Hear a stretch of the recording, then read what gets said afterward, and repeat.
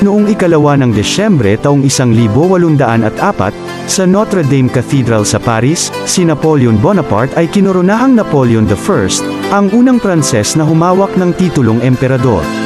Isang sagradong seremonya ang ginanap upang gawing lehitimo ang paghahari ni Napoleon. Ang koronasyon ay hudyat ng pagsilang ng unang imperyong Pranses at pagkakatatag ng Imperial Bonaparte Dynasty. Ang koronasyon ay ginawa sa presensya ni Pope Pius VII kasama ang Concordat ng 1801, na hudyat ng pagkakasundo sa pagitan ng France at ng Simbahang Katoliko.